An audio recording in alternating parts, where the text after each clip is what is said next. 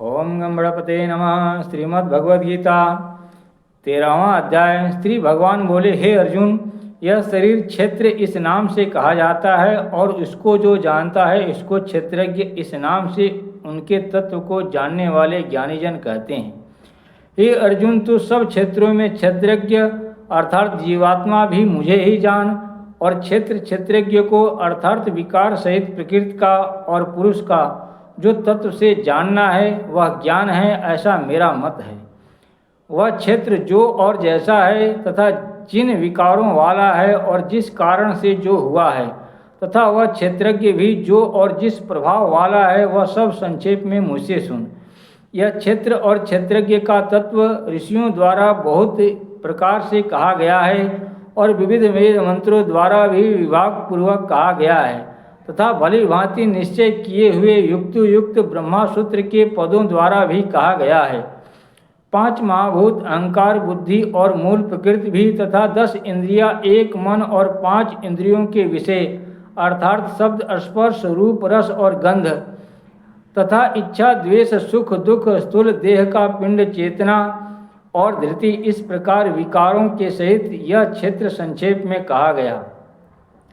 श्रेष्ठता के अभिमान का अभाव, दंभाचरण का अभाव, किसी भी प्राणी को किसी प्रकार भी न सताना, क्षमा भाव, मन, वाणी आदि की सरलता, श्रद्धा, भक्ति सहित गुरु की सेवा, बाहर भीतर की शुद्धि, अंतःकरण की स्थिरता और मन इंद्रियों सहित शरीर का निग्रह, इस लोक और परलोक के संपूर्ण भोगों में आसक्ति का अभाव और अहंकार का भी अभाव, जन्म, मृत्यु, जरा और रोग आदि में दुख और दोषों का बार बार विचार करना, पुत्र, स्त्री, घर और धन आदि में आसक्ति का अभाव, ममता का न होना तथा प्रिय और अप्रिय की प्राप्ति में सदा ही चित्त का सम रहना, मुझ परमेश्वर में अनन्य योग के द्वारा अव्यभिचारिणी भक्ति तथा एकांत और शुद्ध देश में रहने का स्वभाव, और विषयासक्त मनुष्यों के समुदाय में प्रेम का न होना, अध्यात्म ज्ञान में नित्य स्थिति और तत्व ज्ञान के अर्थ रूप परमात्मा को ही देखना,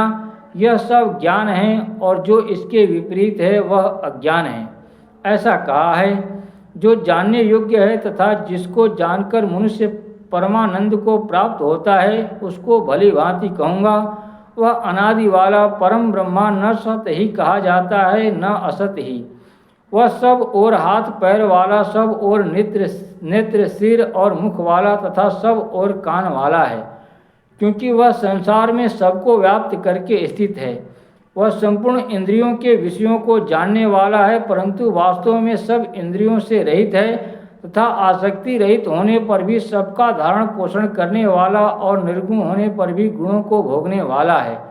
वह चराचर सब भूतों के बाहर भीतर परिपूर्ण है और चर अचर भी वही है, और वह सूक्ष्म होने से अविज्ञेय है तथा अति समीप में और दूर में भी स्थित वही है।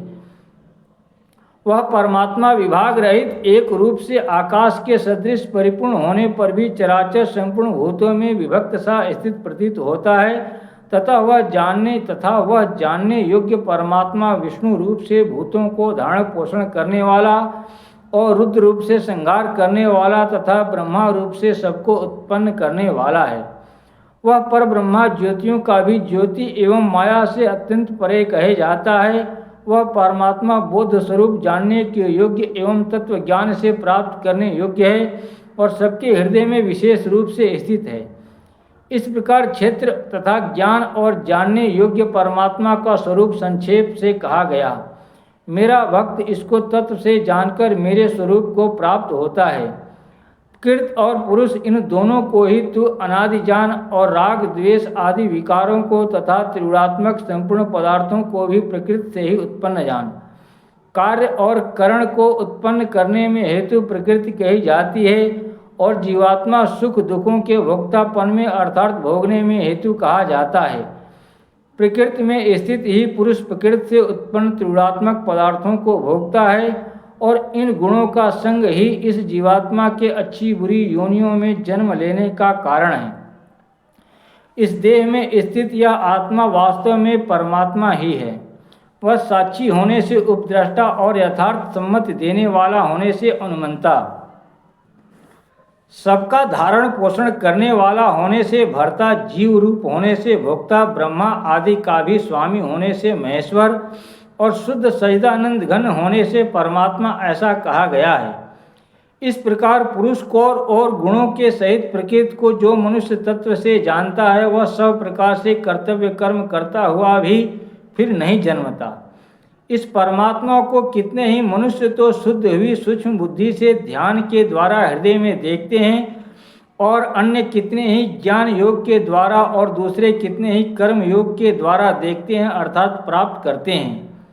परंतु इनसे दूसरे अर्थात जो मंद बुद्धि वाले पुरुष हैं, वे इस प्रकार न जानते हुए दूसरों से अर्थात तत्व के जानने वाले पुरुषों से सुनकर ही तदनुसार उपासना करते हैं, और वे श्रवण प्राण पुरुष भी मृत्यु रूप संसार सागर को निस्संदेह तर जाते हैं।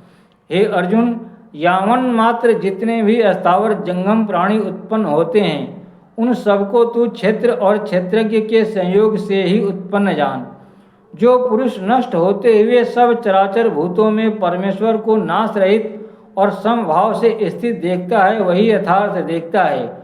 क्योंकि जो पुरुष सब में समभाव से स्थित परमेश्वर को समान देखता हुआ अपने द्वारा अपने को नष्ट नहीं करता, इससे वह परम गति को प्राप्त होता है।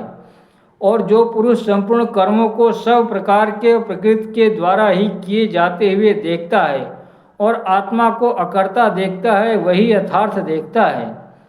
जिस क्षण यह पुरुष भूतों के पृथक पृथक भाव को एक परमात्मा में ही स्थित तथा उस परमात्मा से ही संपूर्ण भूतों का विस्तार देखता है, उसी क्षण वह सच्चिदानंद घन ब्रह्मा को प्राप्त हो जाता है। हे अर्जुन, अनादि होने से और निर्गुण होने से यह अविनाशी परमात्मा शरीर में स्थित होने पर भी वास्तव में न तो कुछ करता है और न लिप्त ही होता है। जिस प्रकार सर्वत्र व्याप्त आकाश सूक्ष्म होने के कारण लिप्त नहीं होता, वैसे ही देह में सर्वत्र स्थित आत्मा निर्गुण होने के कारण देह के गुणों से लिप्त नहीं होता। हे अर्जुन, जिस प्रकार एक ही सूर्य इस संपूर्ण ब्रह्मांड को प्रकाशित करता है, उसी प्रकार एक ही आत्मा संपूर्ण क्षेत्र को प्रकाशित करता है।